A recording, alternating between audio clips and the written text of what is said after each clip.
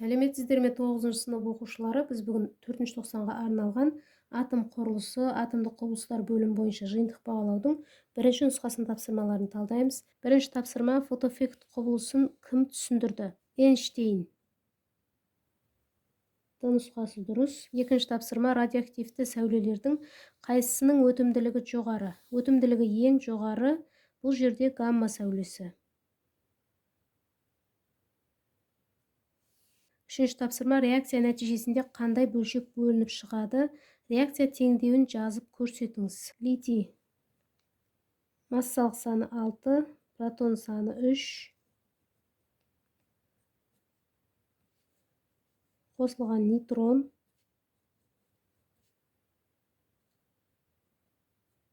Осы жерде гелий ядросы бөлініп шыққан және келесі бөлшекті табуымыз керек. Бізде реакцияның оң жағы мен сол жағы тең болуы керек.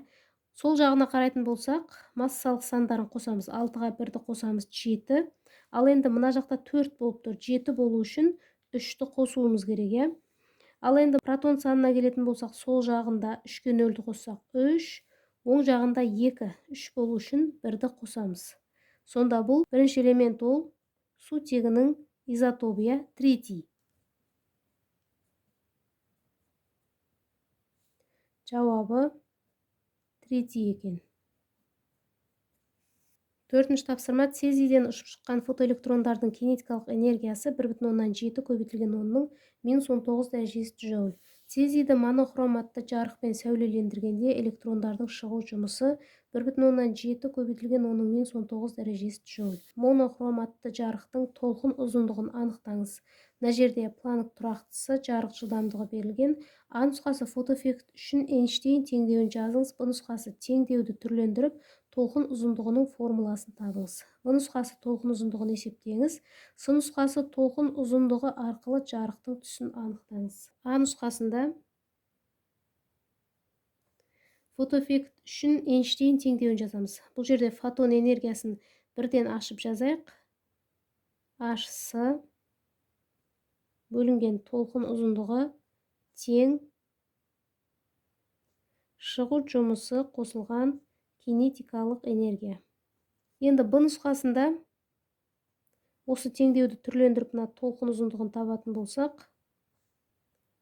H бөлінген шығу жұмысы қосылған кинетикалық энергия.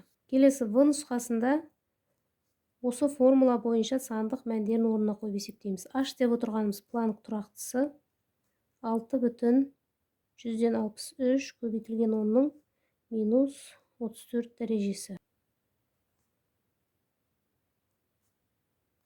Көбейтеміз. С дегеніміз жарық жылдамдығы 3 көбейтілген 10-ның 8 дәрежесі метр секунд. Бөлімінде шығу жұмысы 1,7 көбейтілген 10-ның -19 дәрежесі джоуль. Қосылған кинетикалық энергияның да мәні 1,7 көбейтілген 10-ның -19 дәрежесі джоуль. Тең 6,63-ті 3-ке көбейтетін болсақ, 19,89 көбейтілген 10-ның дәрежелер алынады -26 дәреже. 1,7-ге 1,7-ні қоссақ, 3,4 көбейтілген 10-ның -19 дәрежесі. Қосылғанда дәрежелер сақталады. Тең 19,89-ды 3,4-ге бөлетін болсақ, 5,185 көбейтілген 10-ның -26 бөліміндегі дәреже алынады, ол плюс болып кетеді. Минус пен плюс алынады. 26-дан 19-ды алсақ, оның -7 дәрежесі метр болады. Немесе 1-2 орын жылжытатын болсақ, 585 көбейтілген 10-ның -9 дәрежесі. 585 нанометр болады сонда. С нұсқасында сұрапты: толқын ұзындығы арқылы жарықтың түсін анықтаңыз. 570 пен 590 нанометр диапазонының аралығында орналасқан 585, сондықтан сары түс болады.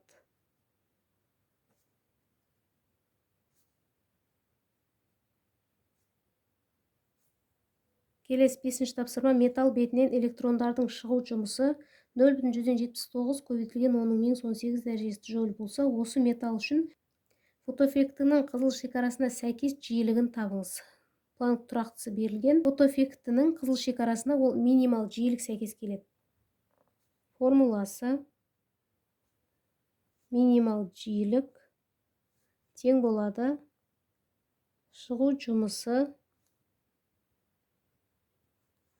бөлінген планк тұрақтысы.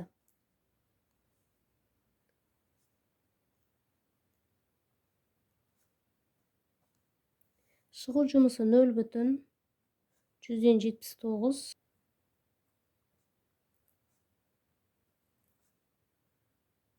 бөлінген планк тұрақтысы 6,162 көбейтілген 10-34 дәрежесі джоуль секунд тең 0,119 көбейтілген 10-18 дәреже бөліміндегі минус плюс болып кетеді. 34-тен 18 дәрежені аламыз. 16 дәреже герц.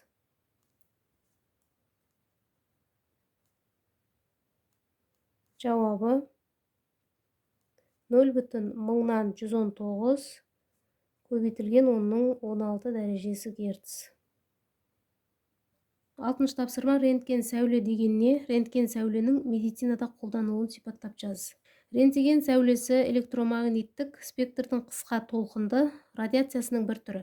Рентген сәулесі медицинада кеңінен қолданылады. Ол адам ағзасының ішкі құрылымын, соның ішінде сүйектер мен органдарды көруге мүмкіндік береді. 7-ші тапсырма. Сәйкестендіріңіз. Бірінші, альфа радиоактивті сәулелері ол гелий атомының ядросы.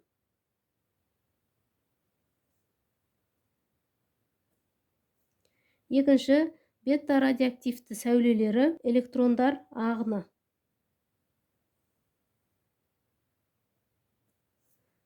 Үшінші, гамма радиоактивті сәулелері ол электромагниттік толқындар. 8-ші тапсырма. Егер жапқыш кернеу 0,8 вольтқа тең болса, онда катодтан жұлып шығарылған фотоэлектрондардың ең үлкен жылдамдығы қанша? Формуласы: mv², яғни кинетикалық энергия mv² бөлінген 2 тең электрон көбейтілген кернеу. Осы жерде мына v жылдамдықты табатын болсақ, квадрат болғандықтан қалған мәндер түбірге аламыз. 2 көбейтілген электрон көбейтілген кернеу бөлінген масса. Бұл жерде масса электрон массасы.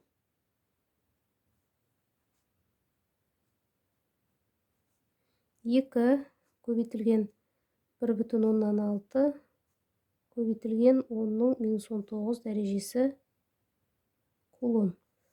Кернеу 0,8 вольт. Бөлімінде электрон массасы 9,1 көбейтілген 10-31 дәрежесі килограмм. Тең.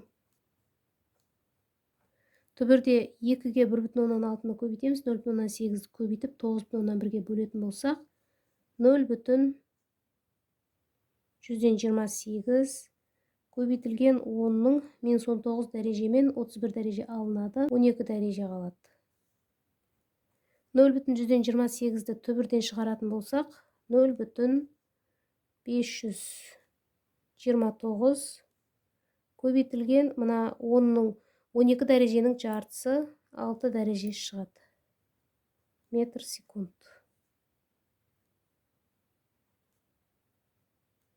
Жауабы 0,529 көбейтілген 6 дәрежесі метр секунд.